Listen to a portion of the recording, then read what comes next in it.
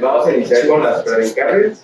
Y bueno, el caso clínico que nos propongo es un paciente masculino de 45 años, es casado, con una escolaridad preparatoria y se desempleado. Tiene carga genética para diabetes e hipertensión por ambas líneas, materna y paterna. Él, bueno, nada más tiene como antecedente de diabético de 8 años de evolución y tratamiento con insulina de acción rápida y también toma metformina. Así también se conoce como hipertenso desde hace 5 años y está en tratamiento con metoprolol, con mal apego al mismo. De antecedentes quirúrgicos, nace una apendicectomía hace 10 años y pues sin complicaciones aparentes. Este paciente inició con el padecimiento actual hace 5 años. En ese momento, él refería disminución de agudeza visual, por lo cual acude con médico oftalmólogo y pues este diagnostica una catarata de ojo derecho. Y pues en ese momento se le propuso una facovitrectomía. Hace 3 años nuevamente presenta alteración de agudeza visual y nuevamente acude con este médico oftalmólogo, el cual en ese momento pues ya decide realizar una resonancia magnética de cráneo. En cuanto a lo que se reportaba, fue una tumulación pontocerebelosa y derivada de neurocirugía. Dentro de los hallazgos con neurocirugía, pues es que ya también presentaba una marca táxica y pues hace 1 año se planteó un tratamiento quirúrgico para esa resección. Fue valorado por medicina interna, quien le dio un riesgo, un ASA2, Goldman 1, LI1. En la valoración preanestésica, un ASA3B, un riesgo anestésico quirúrgico alto y un riesgo tromboembólico pues igual alto. Pasa al procedimiento quirúrgico, que fue un abordaje posterior y un abordaje posterior. Fue una anestesia en general balanceada más un bloqueo de escalpe. La inducción fue con fentanil, roculor y propofol. Se intubó el segundo intento, y con Cormac 3. La monitorización fue una monitorización tipo 2 y se mantuvo con un halogenado de fluorano. Fue también fentanil y también tuvo como mantenimiento de exmedetomidina. En cuanto a lo hemodinámico, tuvo requerimiento después de la inducción de vasopresor en una dosis que fue mínima de 0.04 hasta 0.2 y durante el quirúrgico presentó una bradicardia extrema en 4 ocasiones. Entonces nos solicitan valoración a terapia intensiva y pues se acude a valorar. Entran a quirófano y pues observan lo siguiente. Ven que bueno, tienen apertura del cráneo, el paciente pues está en posición en esa posición con esa manipulación y ese es el sangrado que llevan hasta ese momento y es lo que le han revisado. Ven el monitor de anestesia y observan eso. Entonces se les pide que tengan, ¿cuál sería la actitud que ustedes presentarían ante los hallazgos? ¿Qué maniobras realizarían? Y pues si van a administrar un medicamento, ¿cuál es el que utilizarían? Nuevamente siguen operando mientras ustedes están ahí y nuevamente presenta una bradicardia.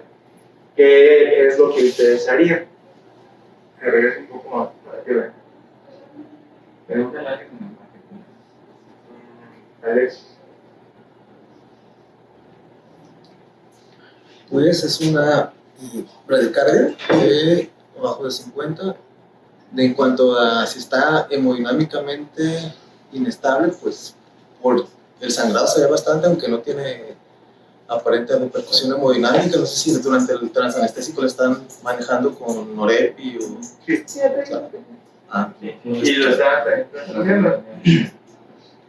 Entonces, pues es esta bradicardia inestable. Yo le iniciaré con atropina, 0.5. ¿Aquí más?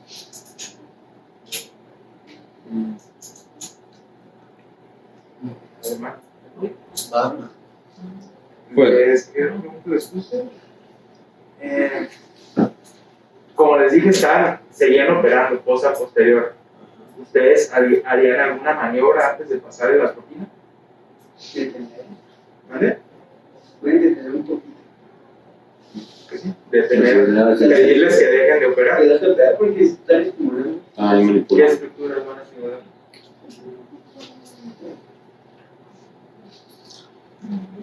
pues es un tumor de fosa posterior y cuando hay estimulación, afectación de la región de hipotálamo lateral y posterolateral de hipotálamo, puede causar disautonomías. A lo mejor está haciendo disautonomías por... ¿Qué partes generales hay que si los manipula nos puede dar esas bradicardias, hipotensión también? ¿El vago? El vago. Entonces, bueno, esa sería una de las maniobras o la actitud que deben de tomar. Primero, parar al cirujano, decirle que no esté estimulando, corroborar si está esa bradicardia y también tomar el contexto de los anestésicos que se están empleando. La familia de todos los anestésicos. Tenían Tenía dexmedetomidina, tenía metoprolol y pues también están utilizando fentanilo. Entonces, bueno, ahora sí, el medicamento de elección, si persiste con esa bradicardia, en 2020 cambió el algoritmo, hicieron una actualización de 1 miligramo. Y bueno, nuevamente presenta esa bradicardia. Ya usaron atropina, ya agotaron las dosis máximas de atropina. ¿Qué otra opción tiene? Viene después de 3 miligramos máximo de atropina, infusión de dopamina o de epinefrina. Dopamina, ¿qué dosis? De 5 a 20 microgramos por kilogramo minuto.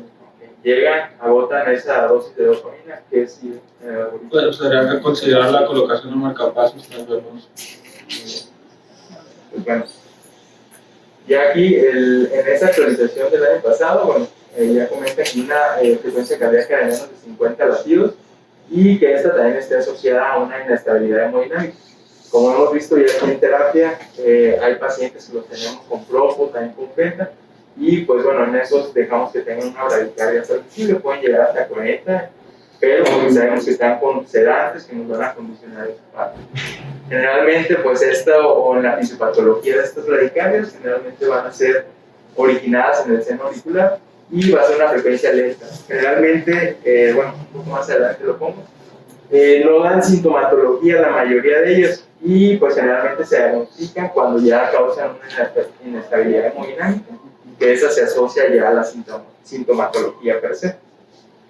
La definición en el electrocardiograma, este es un poquito antiguo, por eso sigue marcando 60, pero es básicamente lo mismo. Serían 50 latidos por minuto, que va a ser con un ritmo regular, y generalmente el PR va a estar dentro de rangos de .12 a .20 segundos, y la onda P va a ser un patrón que es una morfología pues, normal.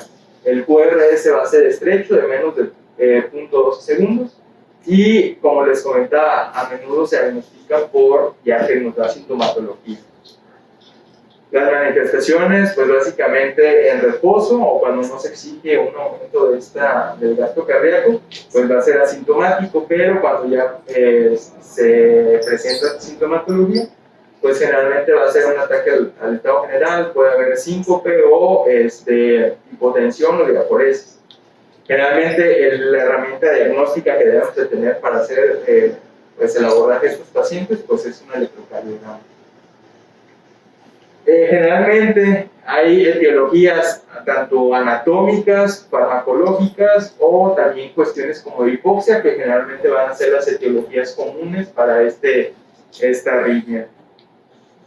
Y entonces dentro de nuestro abordaje, la parte inicial hay que asegurar que el paciente tenga una adecuada oxigenación, tener un monitoreo completo del paciente, al mínimo debe tener una presión no invasiva, una pulsoximetría continua y un monitoreo electrocardiográfico. Su electrocardiograma, como ya hemos comentado, es el necesario para hacer el diagnóstico, asegurar un acceso vascular y pues ahora sí considerar ya las causas.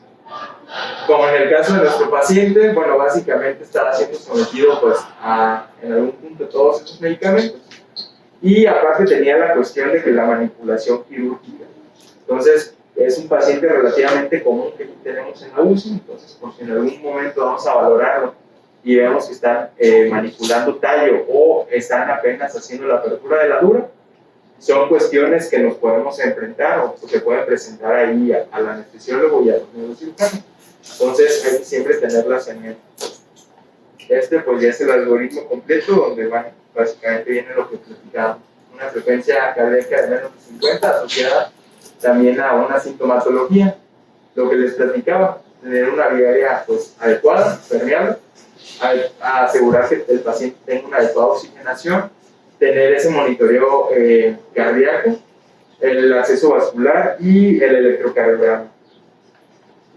Considerar si esa bradicardia está causando algún síntoma y si sí, pues bueno, estos son los medicamentos en el orden que deberían de usarse. Como vemos, dentro de las modificaciones que hicieron del algoritmo del 2016, me parece, al del 2020, básicamente fue la atropina, que de 0.5 y ahora es 1 miligramo, ¿sale? Los demás, pues básicamente siguen siendo las mismas dosis y finalmente lo que comentaba Blanca, el marcapasos. El inicial es transcutáneo. Si se cuenta con un marcapasos transcutáneo, se tiene que colocar el transcutáneo.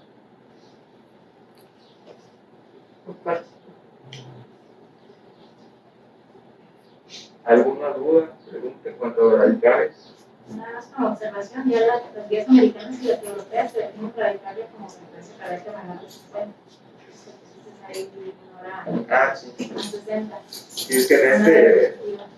Ya era viejo, pero sí. Pero si las guías americanas del 2019 y las europeas del 2021 definen frecuencia menor de 60 radios.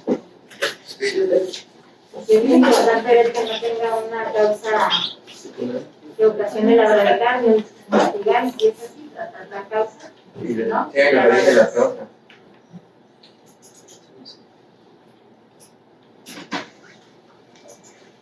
Ahí,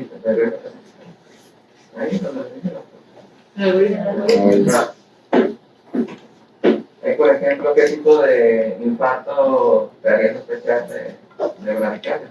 A la aurícula derecha. Aurícula. Ventrículo derecho. Entonces tú te encuentras en ese escenario y luego también se los ponen con un paciente que se infartaron, pues tú ves las derivaciones de la cara inferior, que está con elevaciones superiores, todas las derivaciones derechas. Entonces tú sospechas y tú ya sabes que uno de los posibles efectos o complicaciones del infarto es que te haga bloqueo. Entonces, en ese paciente que está pensando que se puede bloquear en cualquier momento. Bueno, en ese caso exclusivamente pues previo a la trombolysis, si este paciente fuera candidato, no hay una ICP primaria a tiempo, se tiene que colocar al menos la camisa para el marcapasos, por el caso que se te bloqueara en la trombolysis. En las guías americanas menciona que en los infartos inferiores, pero que tienen un bloqueo de segundo grado o de tercer grado, se puede administrar alguna una dosis de 250 miligramos sirve como dosis única antes del marcapasos. Como dice la doctora, pues es importante pues ya atender la inestabilidad circulatoria, pero si no lo resuelve una causa, pues el paciente pues, va a seguir con el problema.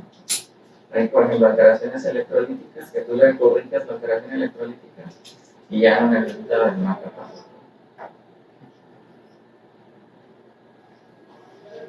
La dopamina se puede poner por vía periférica. ¿A qué? La dopamina.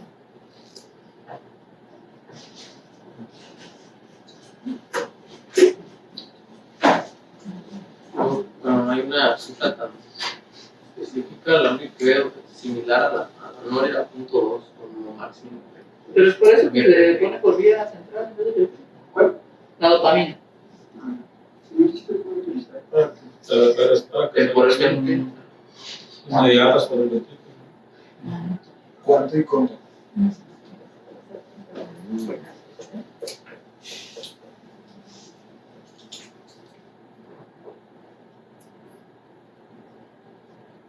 No sé, hay un artículo del año pasado que habla sobre el uso de anime.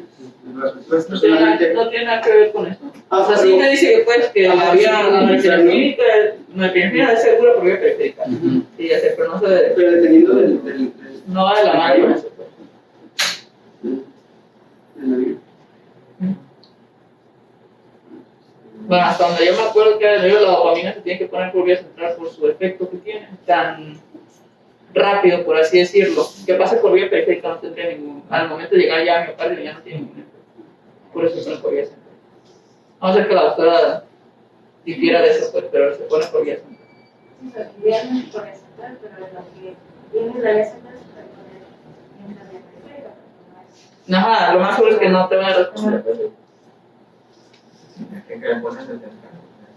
Pues, bueno, sí, pues sí, pues. Ahora, pues, es que... No, pues es que a veces el catéter, o sea, por ejemplo, la guía de RCP te dice que el mejor, que una vía que un acceso central no es una urgencia.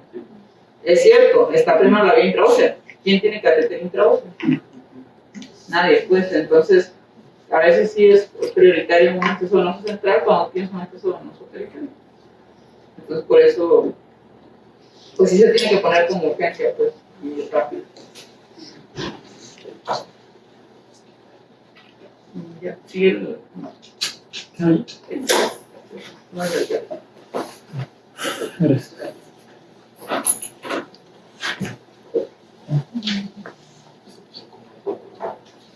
Ah, de veras. ¿Me vas a quedar más prisa, no? Sí, yo tengo nada más 5 diapos. Nada, me tocó lo de... Por lo mismo que yo me imaginé que el Noé se iba a extender. Dije, no, lo voy a hacer de mi tiempo. Lo que es auriculoventricular es nada más sencillo, nada más. Por la definición, pues son un conjunto de trastornos del sistema de conducción, pues que obviamente provocan que el estímulo a nivel auricular, se conduzca con cierto retraso o en su defecto, pues no llegue hacia lo que son los ventrículos, ¿no? Pues prácticamente nos vamos a tener que fijar como está ahí en la imagen del lado derecho de la pantalla, en el intervalo PR, ¿no? Lo normal, pues ahí está marcado de punto 12 segundos a punto 20 segundos, o de 3 a 5 cuadros chiquitos, ¿no? Bloqueo auriculoventricular de primer grado, pues bueno, como pueden ver ahí, pues es una prolongación del intervalo PR mayor a punto 20 segundos, como pueden ver en su imagen del lado derecho. El PR sigue siendo regular durante todo el trayecto y uniforme. Toda onda P es importante, pues es seguida de un complejo QRS y el QRS generalmente va a estar estrecho como se ve en el trazo inferior de su pantalla. Segunda diapositiva, un bloqueo auriculoventricular de segundo grado, MOVITS 1 con un fenómeno de Weckenbach.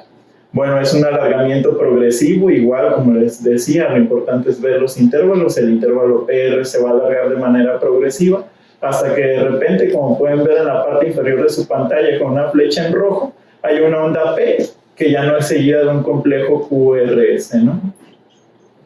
Tenemos un bloqueo auriculoventricular de segundo grado, un MOVITS 2, igual. Hay una presencia de una onda P que ya no conduce. Previamente los intervalos, valga la redundancia, previos y posteriores, pues son de similar duración. Como pueden ver en la parte inferior de su pantalla, prácticamente los intervalos permanecen igual. Pero de repente, como en las flechas de color rojo, hay un intervalo que ya, hay una onda que ya no conduce. El intervalo PR posterior a la onda P pues es bloqueada de forma similar pues a los previos. Por último, un bloqueo auriculoventricular de tercer grado o bloqueo completo. Los intervalos PR ya son muy variables, hay una disociación auriculoventricular. Generalmente pues la frecuencia auricular o la cantidad de ondas P pues es mayor que la frecuencia ventricular, pues eso es lógico, pues. Las ondas P y los complejos QRS, como les mencionaba, no guardan relación entre cada uno de ellos y de repente, pues como se puede ver en las flechas de color rojo, pues bueno, hay una interrupción completa de la conducción auriculoventricular. Bien. Estos son los únicos ejercicios que yo les puse. Por decir, me puedes decir, yo sé que no es la mejor imagen, debí haber puesto las otras, pero bueno, me puedes decir, Alemán, ¿qué ves en la primera imagen, en la imagen superior? ¿A qué tipo de bloqueo ves? Pues un bloqueo de primer grado. Ajá, porque te acuerdas una o dos características. Pues una duración del PR mayor a punto 20. Ok, súper bien. La segunda imagen, Alexis, ¿a cuál corresponde? Es un bloqueo AB de segundo grado, un MOVITS 1, Ajá. PR se va prolongando hasta llegar a una onda P que no conduce un complejo QRS que está entre el tercero y cuarto complejo. Ok, súper bien. ¿Y tú, Gómez, la tercera imagen? Parece ser un bloqueo de segundo grado. MOVITS 2. Las P's guardan la misma relación una con la otra, y una de ellas, pues, como por ejemplo la segunda ya no está bloqueada, esa ya no conduce. Ok, súper bien. En cuál entonces ya tenemos las características. ¿Y quién está de posguardia? Yo. No, pero tú no, Blanco. La última imagen, Blanco. Son bloqueo de tercer grado completo. Está disociada el impulso auricular de la respuesta ventricular. Súper bien. Ese es prácticamente un resumen sencillo, ¿no? 5 diapos, nada más. Perfecto. Sale. ¿Dudas? ¿Preguntas? ¿No? Sale. Diga, le escucho. Aparte de los clientes, hay una que está en que es bloqueo de segundo grado avanzado. Y esa es cuando 2 o más ondas P no conducen, pero hay uno que sí conduce. Entonces puedes ver los P's sin QRS, pero uno que sí conduce. No lo puedes poner que es bloqueo de completo porque si hay uno que conduce. Y tampoco se clasifica en modus 1 y modus 2. Entonces es lo que es segundo grado y avanzado. Ok, súper bien. Incluso ya que los pacientes tienen bradicardia, ¿cuál no va a responder a la terapia? ¿A cuál le tienes que poner marcador? Está en móvil 2, por la O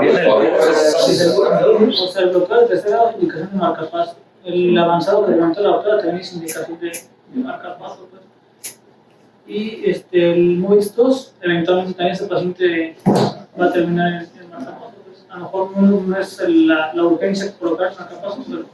Entonces, la acta dice nada más que si presentan datos de bajo gasto se le coloca un marcapasos de urgencia. Si no, se puede esperar el paciente a un marcapasos permanente mientras no tenga bajo gasto. El móvil 2 fácilmente progresa a tercer grado, por eso es que es indicación de marcapasos. Y de los bloqueos AB de primer grado, únicamente aquellos que miden más de 300 milisegundos serían indicación para marcapasos permanente. Es importante conocerlo, pero eso no quiere decir que tengamos que ponerle un marcapasos. No, y descartar casos reversibles, ¿no? Por ejemplo, los renales que hacen, Pues renales que hacen hipercalcemia. Con bloqueo completo, asintomático, ¿lo ponen marcapasos? En urgencias no.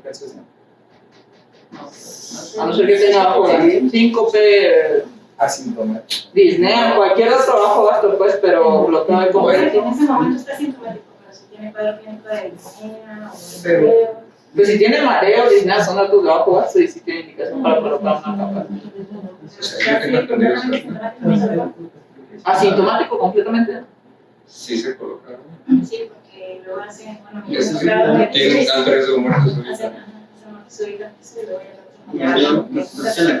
Es que la acta del 2020 sí dice que no se coloca, a no ser que tenga algún gasto. Ayuda a decidir esto es el QRS. También lo que dice la acta es que consultes con el experto.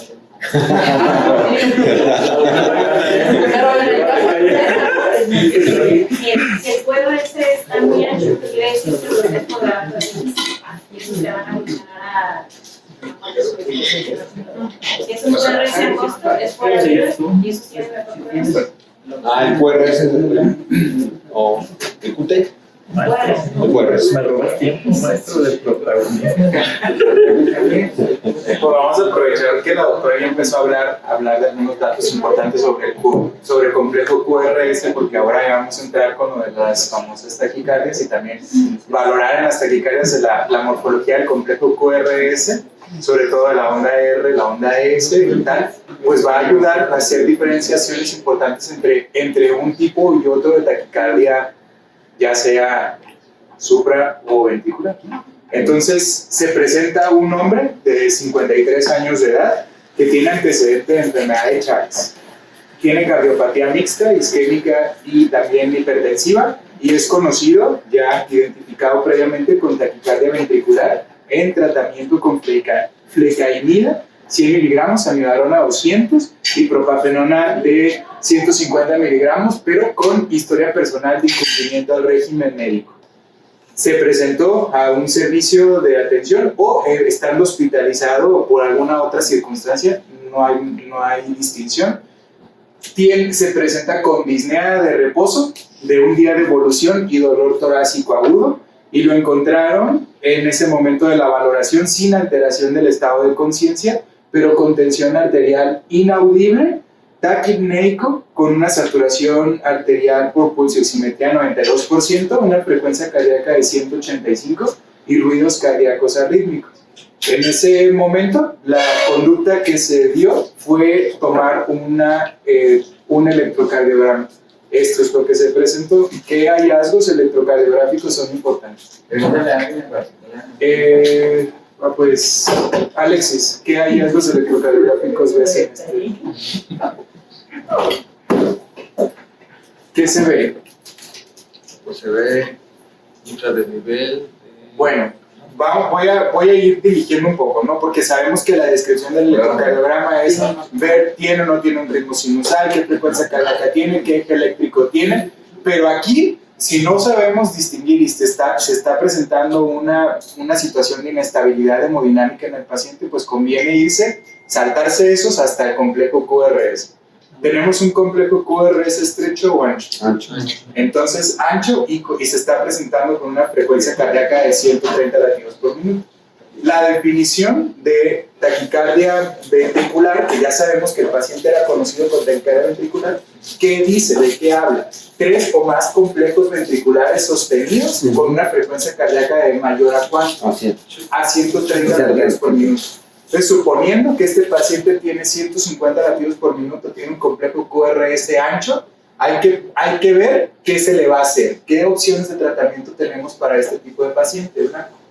Pues siempre lo primero es ver si está estable o si está inestable, ya viste que es una taquicardia ventricular. Necesita tratamiento. ¿Qué le vas a hacer? Sería cardioversión. Ok. 2 esquemas de tratamiento en este paciente que tiene taquicardia ventricular con pulso, pero con inestabilidad hemodinámica, cardioversión eléctrica, ¿estamos de acuerdo? Si no tuviera inestabilidad hemodinámica, ¿cuál es el tratamiento? La primera serían las maniobras. ¿Qué maniobras? Las maniobras de Valsalva. No. ¿Por qué no? Si no está inestable. Ajá, no está inestable. Tiene una taquicardia ventricular. Por el QR. ¿Por qué le vas a dar maniobras? No, pero ahí te va. Explicación. ¿Cuáles son los 2 mecanismos de generación de las taquicardias ventriculares? Hay 2. Por reentrada es uno, ¿quién dijo? Muy bien, Dulce. Por reentrada, y el otro, que es el más complejo, por así decirlo, porque el de reentrada, ¿a qué se asocia? A cardiopatía isquémica. ¿Y el otro? ¿Cuál es el otro? Hay 2, ¿cómo no? Son 2 mecanismos de génesis de las taquicardias ventriculares. No, te estás yendo muy hasta arriba. A la exposición de mapa. A la exposición de mapa. Pero son 2 mecanismos de generación de las taquicardias. ¿Cómo se dice?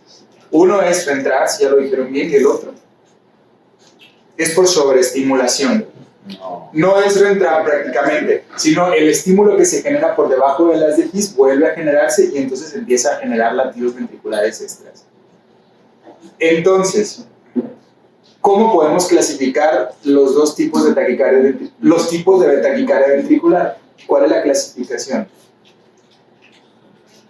Se pueden clasificar las taquicardias ventriculares tanto por morfología y por mecanismo. No, el mecanismo es fisiopatológico, eso no es una clasificación. ¿Cuál es la otra manera en la que se clasifican las taquicardias ventriculares? ¿Estables inestables? No, eso es de ACLS. Eso es de ACLS. ¿Cuál es? Es que sí nos acordamos, pero es por duración. ¿Cuáles son los tipos de taquicardia ventricular por duración? ¿Sostenida? Sostenida, muy dulce. ¿Y el otro? Ay, si se acuerdan. Sostenida y la otra. ¿Y la otra? Que si una se sostiene, la otra se autolimita. ¿Y cuál es la característica de una autolimitada y de una sostenida? La duración, si ya vimos cuánto es el tiempo de duración. 30 segundos. 30 segundos. Menor de 30 segundos es autolimitada, mayor de 30 segundos es sostenida. Y requieren un tratamiento específico una y la otra, pues, hay que darle. Entonces, en el caso de este paciente, tiene una taquicardia ventricular sostenida. Y morfológicamente, ¿cuáles son los 3 tipos de taquicardias ventriculares que tenemos? Polimorfa, monomorfa. Ajá, polimorfa, monomorfa. Y una muy específica que es de paro. ¿Cuál? aunque también entra dentro de las polimórficas. Pues, La torcida de Fuentes o la... Ajá, exactamente. Entonces ya, habiendo quedado claro aquí, ¿qué otra cosa más nos importa para tratar a este paciente? Ya vimos que tiene una taquicardia ventricular sostenida y monomórfica. E inestable, vas a cardiovertirlo, ya sé. Pero si no estuviera inestable, ¿qué otra cosa importa para tratar a esta taquicardia ventricular? La fracción. Sí, la fracción de eyección del ventrículo, muy bien, pero eso hace referencia a cardiopatía estructural, ¿cierto o no? ¿Y este paciente tiene o no tiene cardiopatía estructural? Sí, tiene antecedente de Chagas y aparte tiene historia personal de taquicardia ventricular. El manejo. ¿Cuál es el tratamiento médico para un paciente que tiene estas condiciones y que tiene cardiopatía estructural? Sí, sí, no y por qué. A ver, ¿qué le vas a dar? ¿Tiene cardiopatía estructural? ¿Qué le vas a dar? ¿Qué está indicado? Opción A, metoprolol. Opción B, amiodarona. ¿Qué le vas a dar? ¿Por qué? Bueno, tiene patología estructural. Sí, pero ¿por qué? ¿Por qué no el metoprolol? Bueno, el problema es el metoprolol bloquearlo. Lo vas a bloquear y la amiodarona no bloquea. También. Entonces, No, pero el metoprolol, en un paciente así inestable, con el metoprolol le tumbas, ¿no? Es isquémico, tú me estás diciendo. Sí. Pues si es isquémico, entonces tendría que ser más feliz. bueno, le dieron manejo, pues. ¿Qué le hicieron? Lo dieron una cardioversión eléctrica. ¿Cómo se hace la cardioversión eléctrica, Alvarado? Pues se conectan a las palas, pues, y es sincronizado, pues, Sincronizado, tiene que ganar ¿por un qué? complejo QRS, pues, porque es una taquicardia ventricular, pues tiene que cardiovertir o de la descarga hacer el ventrículo para así su reiniciar. ¿En qué fase del QRS debe de caer la En la R. En la R. En la R donde tiene que Muy caer. bien, muy bien. Es importante traer a la mente la famosa R porque va a ser diagnósticos diferenciales de las taquicardias, ¿de acuerdo? R. Muy bien. Ahora, hiciste cardioversión eléctrica, sincronizada. ¿Cuántos joules? La nueva actualización dice que lo que recomienda el fabricante, antes decían que para ritmos regulares una dosis me parece que de 100 y para irregular 150, no recuerdo bien porque la nueva actualización ya salió que es la Sí, decía que 150, pero ahí dice que la recomendación del fabricante, pero si no nos acordamos cuánto es la recomendación del fabricante. Pues es irregular, si es ancho inestable es la de desfibrilación. No, lo vas a cardiovertir eléctricamente porque no tiene tiene pulso. Tiene pulso, ok.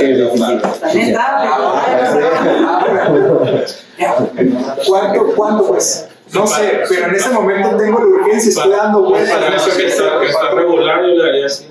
¿Cuánto? 100. Y luego, ok, 100 no te respondió, ¿qué más vas a hacer? ¿Cuánto le vas a dar? No, si es mencionan que si no sabes, o que la recomendación del fabricante, la dosis máxima. La dosis máxima, ahí está, con eso vamos a quedar de acuerdo. Sí. Antes sí decían 150, luego 200, luego 200. Ajá, ir incrementando entre 50, pero ya se sabe que no salen los pacientes muchas veces y menos con este tipo de alteraciones. Ahora, que hay que descartar si hay trombos intracavitarios y esas cosas, pues también es cierto, pero en ese momento, pues, ni modo, ¿de acuerdo? Entonces se hace, hay que recuperar al paciente y entonces salió a esto. ¿Qué tenemos? Ya le quitaron la inestabilidad hemodinámica y ahora tenemos a este paciente mismo que después de la cardioversión eléctrica ya tenemos un ritmo. ¿Qué es este ritmo? Sí, a ver, alemán. No, se ve sin usar, tiene PES, QRS, T. Tiene PES, tiene QRS menores de 120 milisegundos. ¿Qué frecuencia cardíaca puede tener? Como 70 y algo. Ok, 70 y tantos, pero ¿qué más tienen en particular? Ahí se, pues, extrasístoles o complejo, que en realidad, pues, complejos ventriculares. Ajá. Entonces, ¿qué se hace después de eso? Se estudia al paciente, ¿sí o no? Sí. ¿Y ahora qué hacemos? ¿Qué le vamos a dar de medicinas? ¿Con qué se va a sostener este paciente en este control? Lo desfibrilaste, le quitaste la inestabilidad, pero tienes forzosamente... Es que la mano me desfibriló y ya todo. Perdón, lo cardiovertiste. Está bien, lo cardiovertiste y le quitaste la inestabilidad, pero ahora tienes que garantizar que mantenga este ritmo. ¿Y con qué lo vamos a mantener? ¿Cuáles son las opciones de tratamiento que tenemos? Las mismas 3 que ya tomaba el paciente, ¿cierto? Pero aquí, forzosamente, ¿cuál podría ser nuestra primera elección de tratamiento? ¿Lidocaína, amiodarona o fleicamida? En teoría, pero en los libros dice fleicamida. Y prácticamente, amiodarona. Muy bien. Alexis, ¿cuál es la dosis de la amiodarona? Se le puede dar 1 miligramo. No. ¿Cuál es la dosis? No. ¿Cuál es la dosis? ¿Cuál es la dosis de la amiodarona para que se mantenga este ritmo? ¿Le vas a indicar una infusión o le vas a dedicar dosis? 1 miligramo. Se deja la infusión. ¿De cuánto? 1 miligramo por kilo de peso en las primeras 6 horas y posterior 0.5. ¿Sí? ¿Estás de acuerdo tú también? Se deja primero un bol ¿De cuánto? de 150 miligramos. ¿Y luego? Luego le dejas a 1.5 miligramos por kilo. 1.5 miligramos por kilo. ¿Por cuánto? Por el resto. ¿Cuánto tiempo? 24 horas. 24 horas. Muy bien. ¿Por qué el bolo no? Porque lo va a hipotensar. ¿Por qué no le van a dar un bolo? ¿Y por qué ese tratamiento del bolo y luego la infusión sí es adecuado, pero no en el contexto de este paciente? Sí está bien, pero en este paciente no le vas a dar bolo, le vas a poner por infusión. Porque, bueno, previamente se hizo la cardioversión eléctrica y prácticamente en la inestabilidad eso sería como tratamiento. Ajá, exactamente. Te llega este mismo paciente que no tiene inestabilidad hemodinámica, le das un bolo de amiodarona, luego le puedes dar otro bolo de amiodarona y se quita probablemente, ¿no? Probablemente. No, y le das a dar su infusión de mantenimiento. ¿De acuerdo? Eso sí. Ahora, ya nomás para acabar. Estudiaron a ese paciente, le hicieron su estudio Holter y pues bueno, ya lo que viene después, ¿no? Continuar la valoración de sus taquicardias ventriculares, pero sobre todo hacer un escrutinio. En este paciente pues sí regresó a ritmo sinusal, pero en todo caso que tuviéramos alteraciones en la morfología del complejo QRS, pues ahí se vuelve todavía más interesante. Aquí viene a colación, traer a la mente pues todo lo que recuerden en el estudio de las taquicardias ventriculares con los algoritmos diferenciales y los algoritmos diagnósticos. La clasificación esa siempre tenerla presente y el tratamiento que se le va a dar también siempre tenerlo presente. Pero ahora lo que sí resulta el reto es identificar qué tipo de taquicardia ventricular tiene el paciente. Listo. Sí. Sí, la está aquí súper, ¿no? Sí quisiera, ver.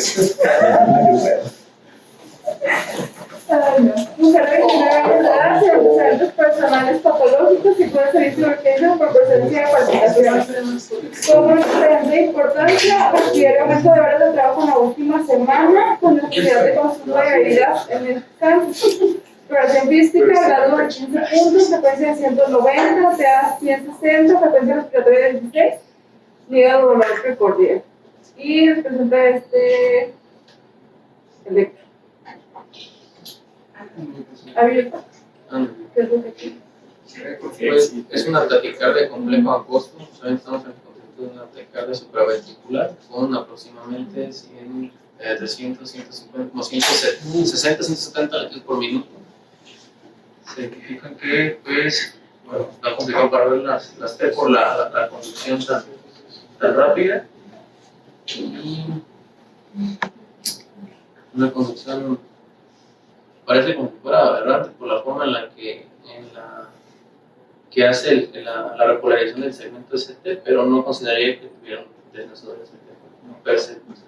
¿Por qué se cae el ST? ¿Vale? ¿Por qué se cae el ST? ¿Qué pasa cuando la frecuencia cardíaca está tan elevada? Pues la cuestión de la repolarización. ¿Y es por eso? no permite que se llenen las coronarias, ¿no? O sea, una infranivel del B5, B6 que ve la cara izquierda del corazón puede hablar de sobrecarga, pues, la sobrecarga del ventrículo izquierdo, por cualquier que sea la razón. No hay una buena... La T se invierte pues, prácticamente en ese sentido y se ve sobrecarga fácilmente de los lados, sí. La diáfragma solamente es la percusión coronaria, no ver la percusión. Por eso se cae una percusión, por la frecuencia cardíaca que tiene en ese momento. Pero sí, una... Alex, ¿cuál es tu tratamiento de taquicardia supraventricular? Estable.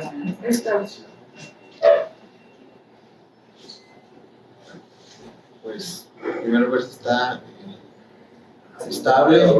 Está estable. Sin 60, no volvamos ni nada. Si está estable, se le puede dar adenosina, 6 miligramos, rápido, seguido de pues, un bolo nada más para que, por la acción rápida que tiene. Y después, si no responde, Se le puede dar otro. ¿otro de 6? De 12. ¿Y después? Si no responde. Entonces al siguiente. No, ya 18 ya no. No. O sea, 18 se hace mucho, pero de miligramos al 100%. Es que quería quemarle los que se curaba de chakras. Ya nomás que más y seguro. En el algoritmo del 2020 ya nada más viene 6 y repetida 12, ya no viene 18. ¿Qué viene? ¿Le sigue ahí? Sería...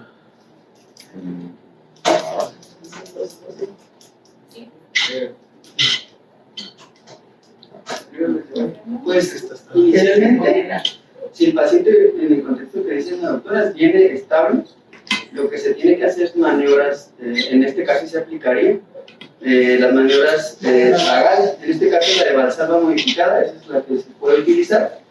Se pide al paciente que esté sentadito, con una jeringa de 20, lo trata de inflar, son 20 segundos si no me recuerdo.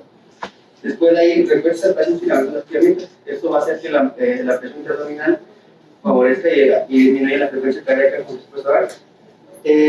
Si no se mejora, bueno, esta maniobra tiene un porcentaje pues alto para que pueda revertir. ¿Alto? Pues, según yo recuerdo, ¿mande? Bueno, y si no se puede volver a repetir, si el paciente está hemodinámicamente estable. Si no, se administra lo que es adenosina, son 6 miligramos la primera dosis. Se le pone una vía, pues puede poner una llave de 3 días y seguir un bolo de 20 mililitros y se levanta el brazo directamente.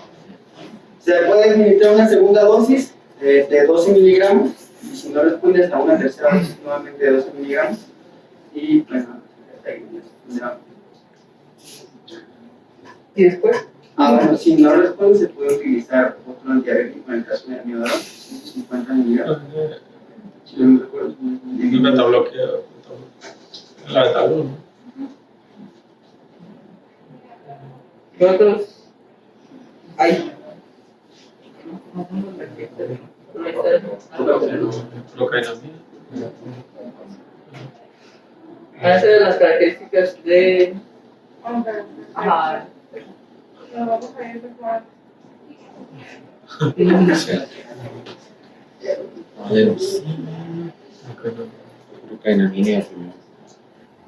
De igual manera, el algoritmo cambió, ¿no? Ya no daba sugerencias sobre los joules que se deben de aplicar, sino más bien los recomendados o el máximo que se encuentre en ese momento. Recordando siempre que tiene que ser una cardioversión sincronizada. Poner mucho énfasis, pues, en que el monitor o el carrito, pues, diga que es sincronizada. Es muy importante porque si no podemos, pues, llevar a paro al paciente, ¿no? Es muy importante.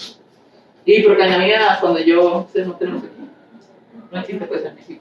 Entonces, se consigue. Y era otro.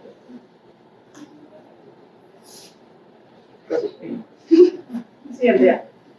Hombre, 58 años de edad con antecedente de insuficiencia cardíaca crónica, refiere inicio de una semana con disnea progresiva de moderados y pequeños esfuerzos. El día de hoy acude por disnea de reposo, así como somnolencia y dolor precordial. Signos vitales: TEA 80-40, frecuencia cardíaca de 170, frecuencia respiratoria de 22 y diaforético de exploración física. Y ese es su electro.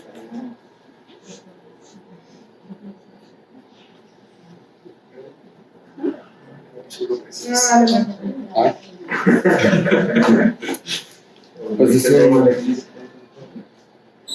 una taquicardia supraventricular, ¿no? Porque los complejos están angostos, no se alcanzan a ver las T. No, sí se ve, ¿no?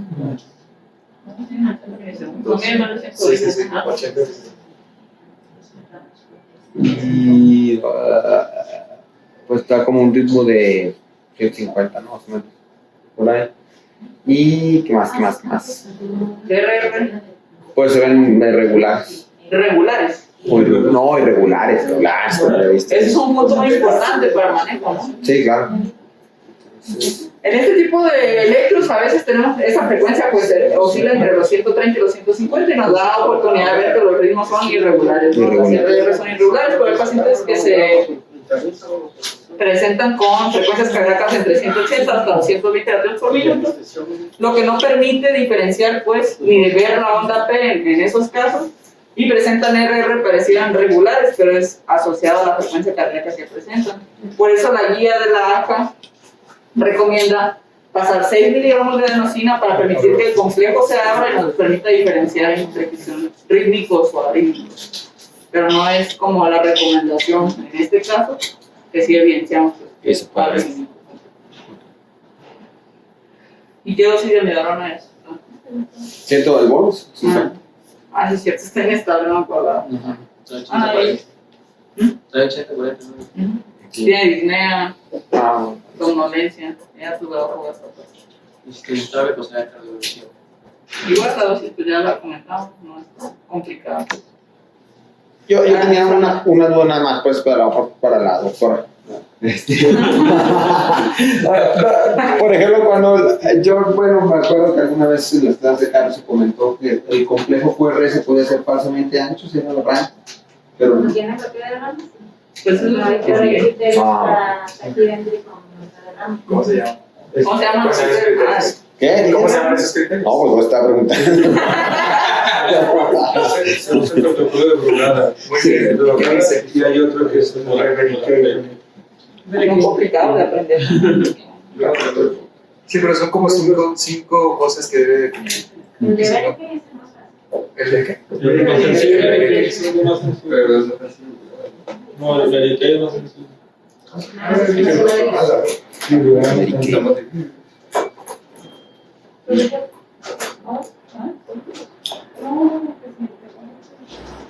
Pues ese es el que estaba hablando alemán. Spoiler.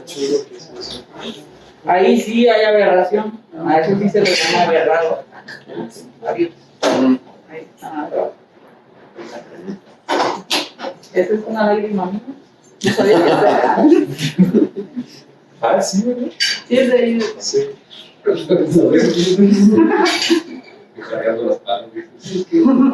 No, era un paciente así. Pero hizo todas las taquiarritmias que pudo haber. Es megacódigo. No tenía nada. No, pues tenía palpitaciones, pero en el CAPTE no salió nada. Sospechamos algo isquémico porque hizo taquisulfra, taquimétrico, pero una aberrada. Pues cuando hace tantas arritmias, la primera impresión diagnóstica es algo isquémico, pero en este caso no. Hay una cuando que hacen así, se llama Freddy Hart, los alcohólicos. El corazón. Y hacen bloqueo B, hacen taquisupra, hacen taquiventi, se bloquean el tercer grado, y luego terminan diciendo tal. Como si nada. Me tocó una vez. Un corazón festivo. Así, se llama. Me pasó una vez en Navidad. Renace una mujer de 75 años con antecedentes de hipertensión arterial sistémica, cardiopatía isquémica, toma de 10 miligramos cada 12 horas y la lleva, lleva por paramédicos quienes pues refieren a haberla encontrado inconsciente. Las personas del lugar mencionan que estaba ingiriendo una bebida. Arriban los paramédicos al servicio de urgencias con el paciente en paro cardiorrespiratorio. ¿Cuál es el abordaje inicial de este paciente?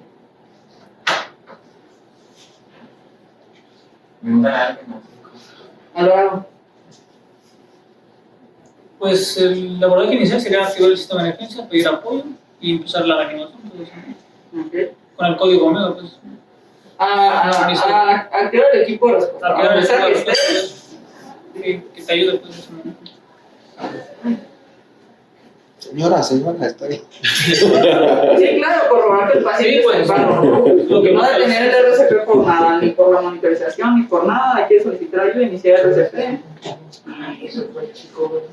Bueno, logramos conectar al paciente a un electrocardiograma o un monitor, lo que sea, y veamos este ritmo. ¿Qué ritmo es? ¿Cuál es el manejo inicial? Indisciplinado. Ajá. ¿Se dejan de dar compresión? No se dejan de dar compresión. ¿Se desfibrila y luego qué se hace? ¿Por qué?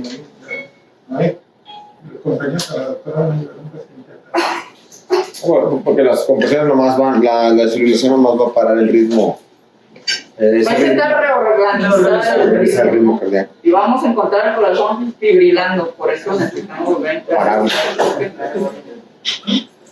Ya vimos si es un ritmo desfibrilado y es una fibrilación ventricular como tal. ¿A cuántos ritmos se desfibrila? Dependiendo si es monofásico o bifásico, monofásico que dice que es 120, luego 200, y monofásico todo 220. Ambos te dicen, ¿no? Que si no conoces el desfibrilador, no empezamos la dosis máxima que el desfibrilador como tal. Si lo conoces, el bifásico es el que inicias con 120, luego te subes. 120, el monofásico son 361 y el bifásico son los que son 200. ¿Sí? Sí. Me habían comentado qué medicamentos se administran y en qué momento del algoritmo del RCP te dicen que puedes empezar a administrar medicamentos.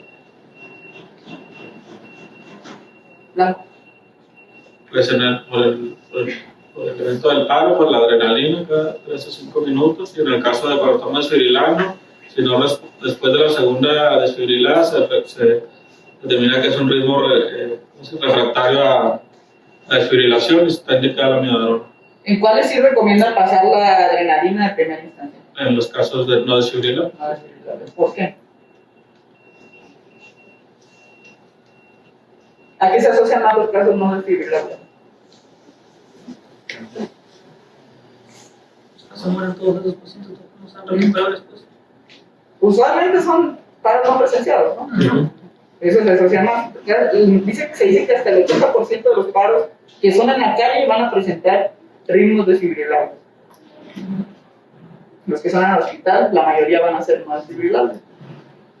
Y los medicamentos sí se aplican en qué paso el algoritmo te dice que empiezas a aplicar los medicamentos.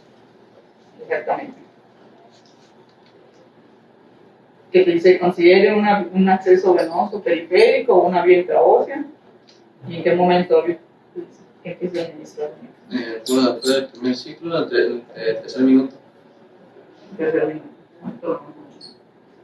¿Cuándo dice el algoritmo que debemos intubar al paciente? Pues prácticamente Asegurar. prefieren más que nada asegurar las compresiones y la ventilación. ¿Cuándo te dice el algoritmo? Considere el manejo avanzado de la vía aérea.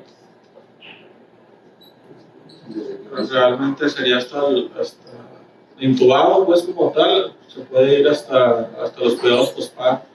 Sí, basta con un dispositivo supraglótico, pues, nada más. Pero no dice eso el algoritmo. Que asegure la vida aérea. Hay un momento del algoritmo en el que te dice, considere el manejo avanzado de la vía aérea. Si bien es cierto que si no puedes, si no hay un experto para realizar el manejo avanzado de la vía aérea, se decida utilizar un dispositivo supraglótico o bien continuar con la válvula bolsa mascarilla. Si es que el paciente está bien ventilado con este dispositivo, está perfecto. Pero sí te dice, en algún momento del RCP, cuándo intubar. ¿Te acuerdas, Alexis? ¿Después de qué ciclo te dice? Pues en el paso 8 no estoy seguro.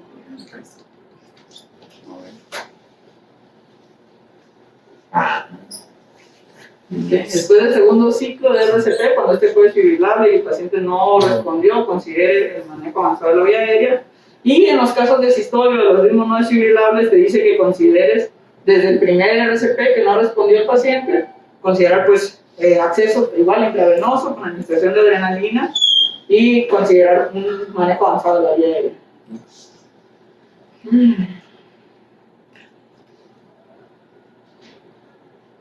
Bueno, esto, este ejemplo, los tiempos no tuve una buena referencia, pero bueno, nada más para identificarlos bien, todos son fibrilación ventricular.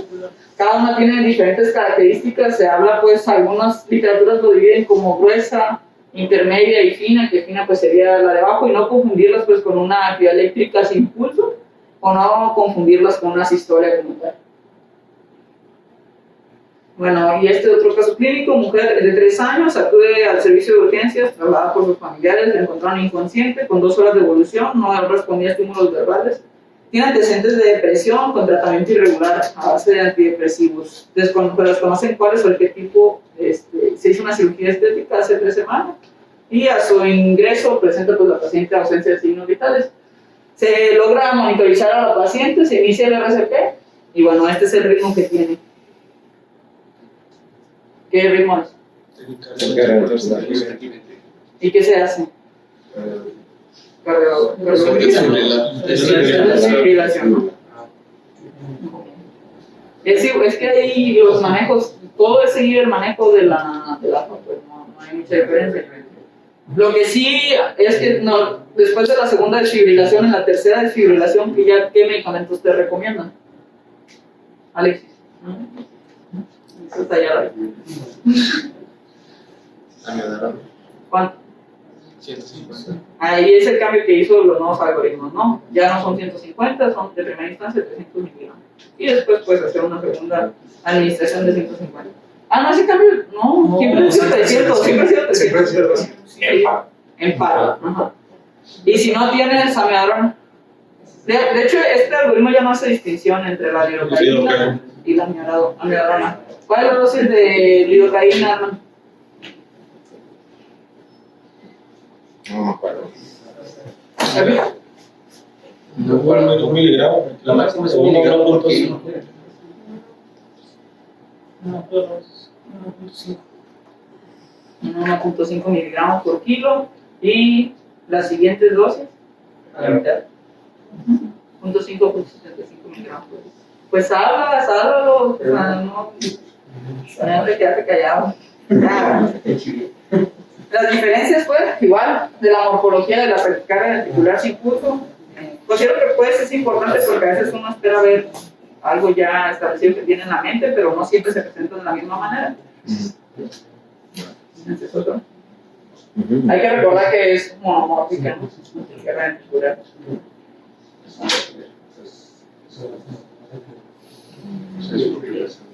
Todas se desfibrilan.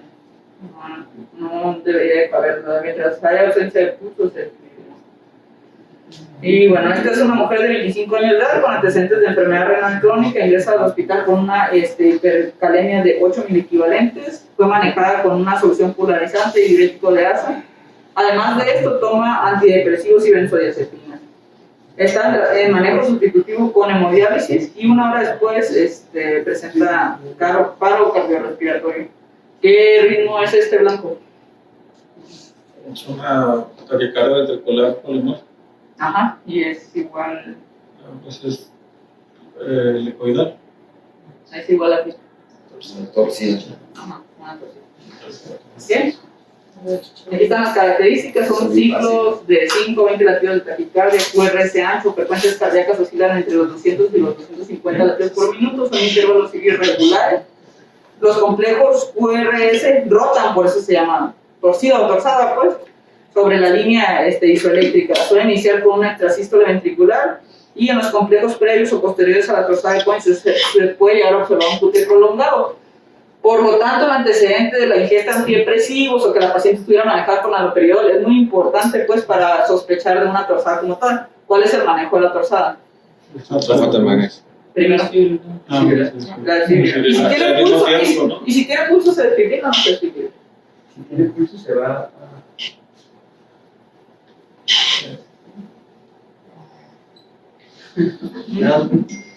Sí, o sea, en lo que preparas las cargas, si tienes una torsada y no tiene pulso, le tienes que dar RCP. Eso creo yo que no queda duda, que el RCP es primordial, pues siempre. Que no se debe de dejar ningún espacio y incluso para la intubación dicen que si no puedes, en menos de 10 segundos no se realiza la intubación precisamente por la importancia pues de dar el RCP.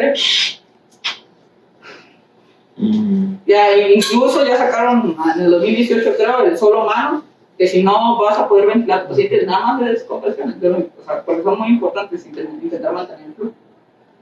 Y de las teorías del RCP dice que si estás comprimiendo la caja torácica al momento del RCP, de alguna u otra manera, de manera pasiva, va a haber una entrada y salida de aire, ¿no? Es la teoría del RCP. Pero la torsada se desfibrila con pulso. Que si tuviera pulso no estaría muy.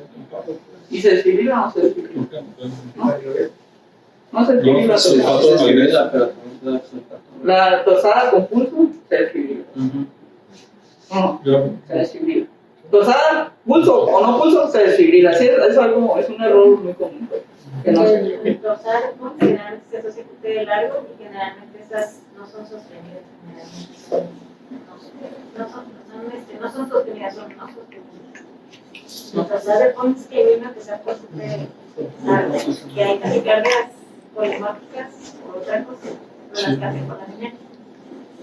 Es otro tipo de taquicardia polimórfica. Me tocó ver a mí, pues, en una paciente con paro cardiorrespiratorio, me hizo todas las arritmias igual, y en una de esas me hizo torsada, pero ya tenía pulso, se desfibrila de todas maneras. ¿Sí? Después se pasa el sulfato de magnesio. ¿Cuál es la dosis del sulfato de magnesio, Alvarado? 2 gramos. Y después, el de sostén. No. ¿Y la siguiente dosis? ¿O puedes dar una segunda dosis? Otra segunda dosis. ¿Hasta cuántos miligramos puedes dar? Puede ser hasta 2 a 4 miligramos y el de sostén igual 2 a 4 miligramos. Y ahí está, pues, las diferencias, pues, de los diferentes casos que podemos llegar a presentar. En el caso de Arreo, pues, es una no sostenida y la tasa de cuidado. Hay que recordar, pues, que son polimórficas, que es lo importante de la torsada como tal y que se desfibrilan. ¿Sí? Y bueno, esta mujer de 50 años de edad, antecedentes de hipertensión, diabetes, enfermedad renal crónica en tratamiento sustitutivo, y ingresa al servicio de urgencias por Guinea durante el traslado de los familiares, que 2 minutos previos a su arribo presenta deterioro del estado de alerta y reciben pacientes sin signos vitales, se logra monitorizar y tiene este trazo. Que Una actividad eléctrica sin pulso. una actividad eléctrica sin pulso no es lo que esperaba, es un ritmo demasiado organizado, pero bueno, la literatura sí lo describe que es la actividad eléctrica sin pulso. Puede haber diferentes morfologías, recordando siempre que pues, lo prioritario es el RCP y que es un ritmo no desfibrilable. Y que esto pues, no quita el resto del algoritmo, que es administrar adrenalina. Okay. Ese es otro de los pues, no sé, de las actividades eléctricas sin pulso. Van a llegar a ver. Y bueno, un hombre de 70 años de edad, quien se encuentra hospitalizado con diagnóstico de infarto agudo miocardio en espera de pasar hemodinamia para ISP, es reportado por enfermería por deterioro del estado de alerta. Acude a atención paciente sin signos vitales y presenta este trazo. Así está bien. Pues, aunque tenga ahí ciertos movimientos, evidentemente pues, no tiene nada organizado, es una asistolia. ¿Se desfibrila o no se desfibrila? No.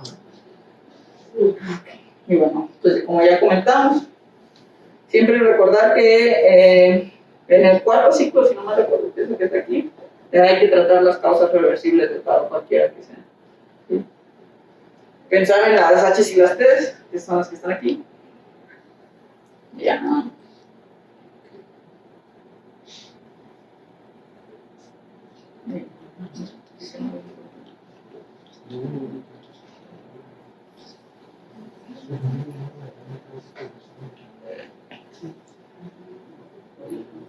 Bueno, las causas evidentemente no son algo primordial inicialmente, es porque si eres un paciente pues, en parada, con ritmo desfibrilable, no te vas a poner a pensar en las causas, pues. Sí, es algo que tienes que considerar eventualmente, pero no vamos a ver el monitor y estar pensando en cosas. Hay que actuar.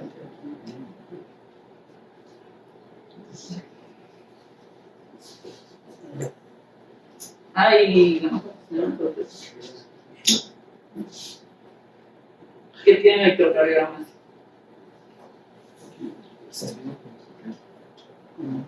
¿Repite? ¿Por qué?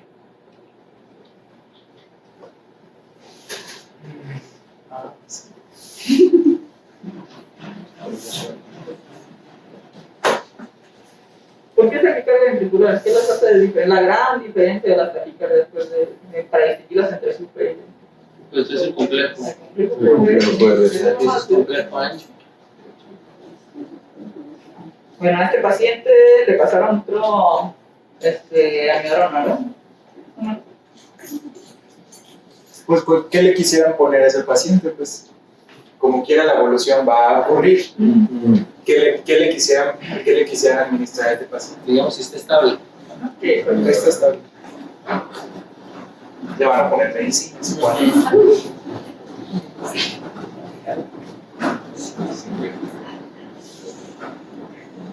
¿Cuál? No tiene tantas opciones y el carrito está vacío. Aparte. ¿Le quieres poner amiodarona?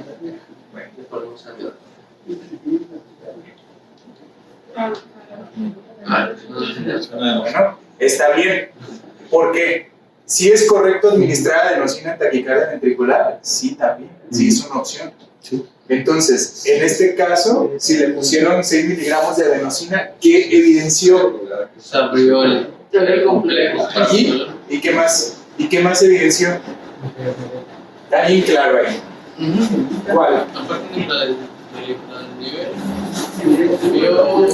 No, es que están se casan mucho con los famosos infradesniveles, pero estamos en un contexto de una arritmia cardíaca rápida, pues. Entonces eso no es tan relevante en este momento, aunque sí es importante en caso de que tuviéramos alguna presencia de bloqueos, pero tampoco es como que una parte medular esencial identificar que se le cayó el ST.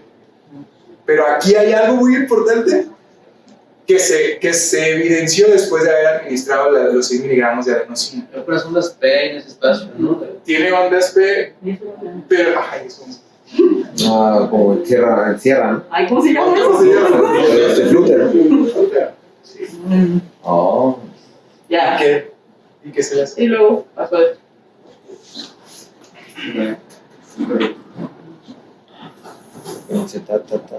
Pues ya los complejos hicieron agostos. Si es el mismo paciente y ya no me ha pedido evolución, los complejos hicieron agostos y para continuar.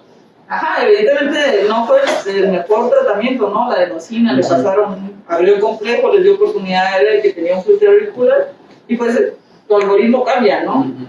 ¿Qué decides pasarle? Ahí se atacar el supraventricular y continúa el algoritmo si está estable, no está estable, si el paciente está estable, pues obviamente ya sean maniobras vagales, no funcionan maniobras vagales, 100 miligramos. ¿Por qué maniobras vagales si ya te dijeron que tenía flúter? Aquí se ve rítmico, pero tu paciente tiene flúter. Ah, sería ya... No. Sí, estamos estable, ¿no? O sea, trae el flúter Sigue estando estable para no cardiopatía. Corte, le vamos a pedir un corte. Vamos a ver. Toda la temperatura es que tiene fiebre y por eso sea la taquicardia. No, pues no. ¿Qué le vamos a dar? ¿Más medicinas? ¿Sí? ¿Así de estable? Pues No, está estable. Pues está estable, ¿no? Está inestable. Está estable. Pues se pudiera usar algún antiarrítmico. ¿Cuál? Con la medarona, ¿no? La No hay flaquenamina. como ¿cuántos clases de diagnóstico? Es que verdad. ¿Cuál es el rítmico? Cardiversión farmacológica, ¿no? ¿Con qué? Pues puede ser también con la verdad. Bueno, Pues es que es en contexto, pero es en contexto. Es que no habría que... No eléctrico, pero sí farmacológico. No, entonces Sí, En España, ¿sí? Dato cultural. Con Alemania. A mí lo que me llamó la atención es que estaban los pacientes en quirófano, en urgencias y casi no había nada en terapia intensiva, que son los pacientes que nosotros vamos a tener. Pero el abordaje es El abordaje. Pero ahí ligera lo que dijo Paola de que no le gusta la causa. Se supone que No, sí hay que ver la causa. Si no resuelves la causa, el paciente no va a salir del paro. Aquí, por ejemplo, hemos tenido paro. ¿Cuáles han sido las causas más que les ha afectado a ustedes? Hipoxia. Entonces, el paciente pues, se arranca la cama, la traqueostomía, dejó de tener la vía permeable, entonces se hipoxia y entonces se condicionó al paro. Entonces, el tratamiento es asegurarle la vía aérea mientras le da. No, evidentemente hay que pasa la causa, pues, pero en ese momento de la urgencia no vas a estar buscando la causa antes de una intervención, tienes que intervenir. Sí, tienes que hacer todo de manera simultánea. Entonces te pones a dirigir mientras el líder se supone que está pensando en qué es lo que está provocando al líder. Tú te vas a encargar con las compresiones, hacerlas bien, tú te vas a encargar de tomarme el tiempo, de los medicamentos. Entonces se trata de que el líder organice y mientras está viendo todo lo que están haciendo, las intervenciones que está haciendo, pensando al mismo tiempo que es lo que se tiene que hacer. Y acuérdense también de revisar a los pacientes, pues aquí les ha tocado varias neumotórax, han visto varios neumotórax aquí en la terapia intensiva. Y pues dentro de las áreas, más bien de la CES, perdón, está el neumotórax de atención, ¿no? Entonces, un paciente que tú tienes sometido a ventilación mecánica, pues tiene riesgo de desarrollar una lesión pulmonar de por sí. Si aparte tuviste un neumotórax iatrogénico, porque pusiste un catéter central, todavía tiene mayor riesgo. Entonces tienes que tener todos los antecedentes y no olvidarse de revisar al paciente, ¿no? El otro día nos mandaron una interconsulta, que es una paciente que hemos tenido aquí, de Juan, que tenía un antecedente de un tumor radiacinal que le sacaron una biopsia y quedó como secuela, una fístula broncopleural. Se les ocurrió a los doctores de angiología quitarle la zona endopleural, adivinen qué hizo. Pues hizo neumotórax. No hizo neumotórax, atención, no cayó para nada, pero sí hizo neumotórax. Y luego se les ocurrió cambiarle la cánula que tenía de tubo bronquial con una traqueostomía y se le caían pisos, pues estaba. Entonces ahí andan corriendo, cambiándose otra vez por otro tubo y se lo metieron de nuevo. Pues, quedó esa intubación hasta la alveolo casi, ¿verdad? Entonces, no se olviden pues, de sospechar, de buscar las causas. Me acuerdo que fue una de las cosas que me pusieron a la hora que hicimos el curso de la CLS. Un paciente que usted tiene en la terapia intensiva, tranquilo, ya lo está usted progresando con parámetros de ventilación bajitos y de repente empieza a presentar picos de la arteria elevada, se empieza a desaturar el paciente, se empieza a radicalizar, total cae en paro, y tú tienes que revisar al mono pues y decidir que intervención. En este caso una atención, lo que la causa del paro. Si no le hubiera puesto yo, no le hubiera hecho una función a que la presión, se hubiéramos pasado. No se olviden dentro de ese proceso de reanimación, revisar también los enfermos. Y pues queda la evidencia que todavía les hace falta revisar los protocolos. El doctor de urgencias es el que se los trae. Ahora no está Diana, pero también igual Diana de urgencias era la que se los traía más a la mano, más aprendidos. Entonces, son protocolos que los tenemos que saber. Pues. Luego hay una cosa que nos toca a nosotros hacer, que es después de que sale el paciente o recupera la circulación espontánea, se supone que te hablan a ti para que lo cuides, entonces tienen que revisarse bien los protocolos de los cuidados paro y antes de que caigan paro y ya que estén paro. En teoría no deberían de caernos en paro, en UCI por causas reversibles. En teoría. En teoría.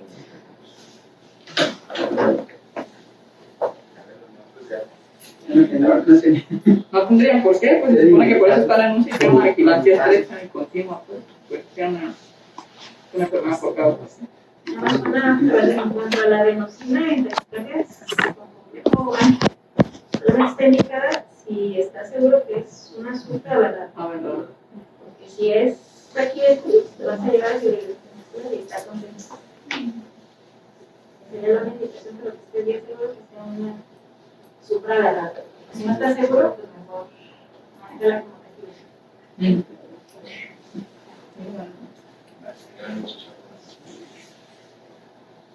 Yo creo que les voy a poner preguntas de eso en el examen ese mes porque ya que todavía no lo revisamos. Aparte de sus temas del módulo del mes, van a tener que revisarse los protocolos.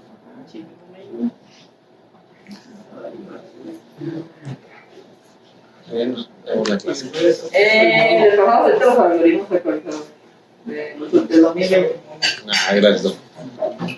Pero siempre es importante ver toda la guía porque ahí te dice por qué van cambiando, pues, por qué deciden cambiar algunas cosas. De las dosis, de la penicilina, que sí se hace y pues ya no se debe de hacer. Creo que es importante ver toda la guía al menos una vez y ya lo mandamos a hacer.